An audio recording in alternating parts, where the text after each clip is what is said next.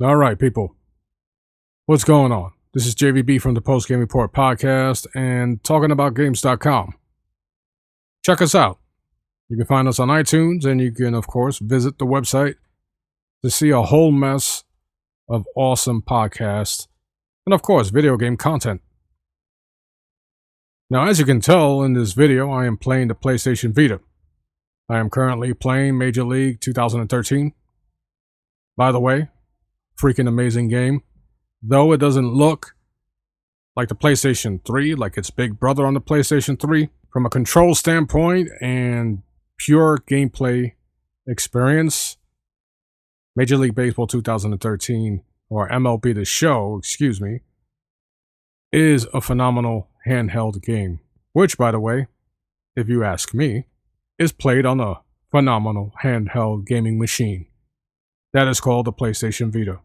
Now, some people call me a PlayStation fanboy. They say I wear the ruby vest, I have the sword, I have the shield, and that I am smoking crack with Ken Kutaragi, and, playing Ridge Racer with Kazurai whenever I have a chance, which is all the time because Kazurai is my boy.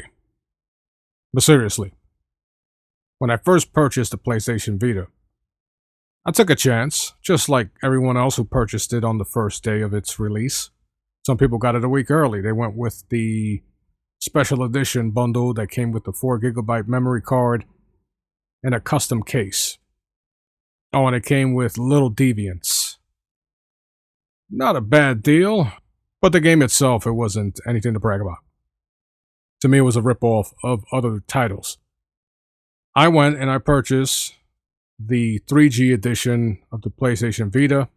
It was the $300 bundle that came with the 8GB memory card, which I felt was a really good deal, because not only did you get an 8GB memory card that if you bought by itself was about $30, but you also were able to sign up with AT&T and get, I forgot how many megabytes of data, but for, I believe, $9.99 or something like that. We were able to try out their 3G service and experiment with the PlayStation Vita. For me, the 3G, all it became was a reason to use Near, and at the time I was traveling a lot with my job, so I was signing on to Near everywhere I went because there was a benefit to getting all the mileage and seeing what type of gifts or who was around you with a PlayStation Vita. So in that aspect, the 3G did serve a purpose, but for about $10 a month, Near definitely wasn't worth the money. And also, I went a full day of trying Twitter and Facebook on my PlayStation Vita exclusively for the entire day, just to see how it would replace my phone, my cell phone, and if it was going to be a similar or better experience, or maybe even worse experience, going on Twitter and going on Facebook via the PlayStation Vita. And I have to say it was up to par. It wasn't as flawless as my smartphone.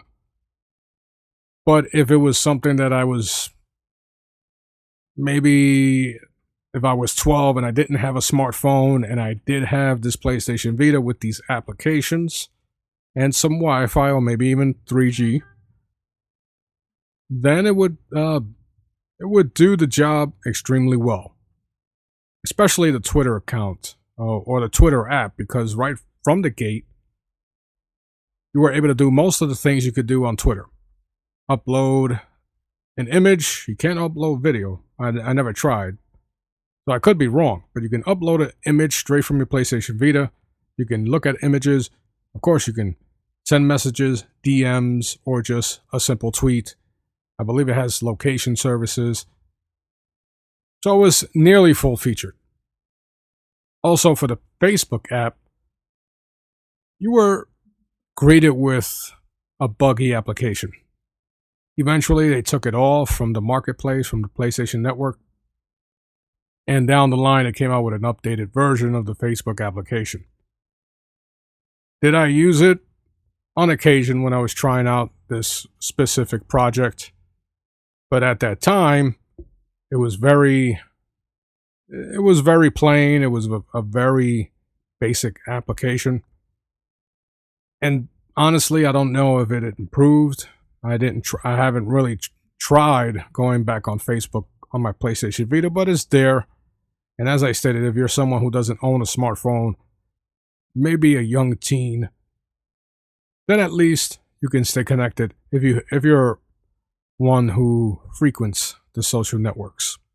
So let's get to durability, because it has been over a year that I've owned my PlayStation Vita. And forget what people say about the PlayStation Vita, and I'm talking to the people who might be watching this who are unsure if they should get one. The device itself is really durable. I played the hell out of my PlayStation Vita. I will admit that there are moments where it might sit for a few weeks, but that's the most. That's if I'm extremely busy and if I'm driving to work, or I just find myself occupied with certain other activities that doesn't require me to take the PlayStation Vita with me. But lately, as you can see, I'm playing MLB The Show 13 in this video. This game has me hooked. So that's a testament to the game, yes, but it's also a testament to the durability of the PlayStation Vita, because I've had it since launch. I have no issues with it. I have some scratches in the back by the touchpad, but that's to be expected because I put it on a desk. Sometimes I drag it. I do have a carrying case for it. I'm very careful with the PlayStation Vita. And I put it in a bag, and it has a hard shell on top of it, so I protect it as much as possible. I don't have a screen protector. I don't have any issues with the buttons.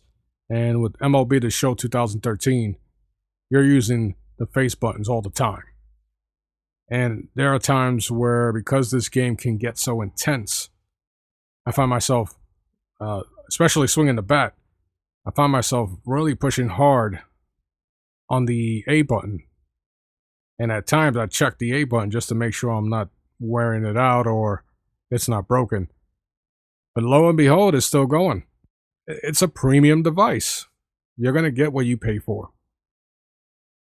The screen itself is still beautiful. You still have vibrant colors. To me, volume-wise, the volume has gotten better. Sony has been providing, at least within this year, they have provided, I think, about 4 firmware updates to help improve the overall experience of the PlayStation Vita. So now you have better web browsing. The interface itself has gotten smoother. It's a really smooth device. Some people don't like the little bubbly icons. I think it makes it a little kiddie-ish, but I guess since the Nintendo 3DS has very similar interface as far as the little bubble, the little cutesy interface, I guess Sony wanted to go in a similar direction. And let's talk about video games. There is this misconception that the PlayStation Vita does not have enough games. I really don't understand what people are talking about. You had Uncharted Golden Abyss, you had Rayman Origins, FIFA 2012, Wipeout. You had a whole bunch of games. I just can't name them. And currently there's a crap load coming out. There's a new Killzone that can finally put a legitimate first-person shooter on the PlayStation Vita. It's just a lot to love about the PlayStation Vita. And so for those who are on the bench and just can't decide whether to get themselves a PlayStation Vita now or maybe wait for a price cut after E3, I'd say wait, because you never know. They are cutting the price in Japan.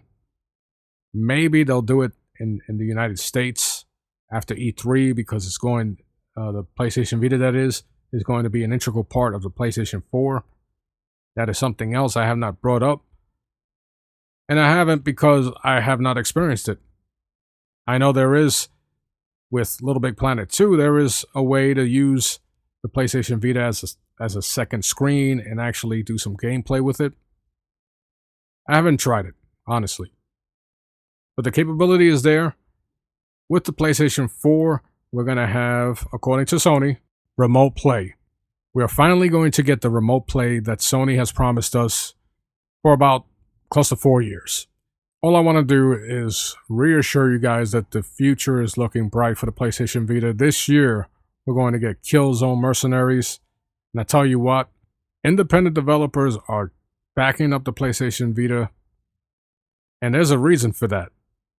And once you have the independent market, or the developers, the people that make the games, once you have them backing up a certain product, you know something's being done correctly.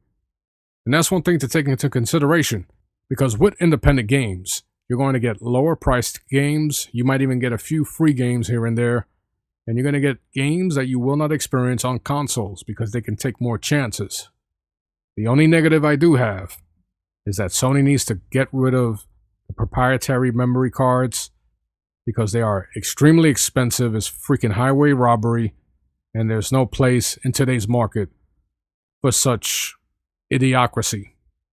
So Sony, please get rid of the proprietary memory cards or start cutting the freaking price, maybe in half, because there's no reason that I would pay $100 for 32 gigabytes of memory. Freak that, man. Anyway, make sure you check out my podcast, The Post Game Report. You can find it on iTunes or at talkingaboutgames.com.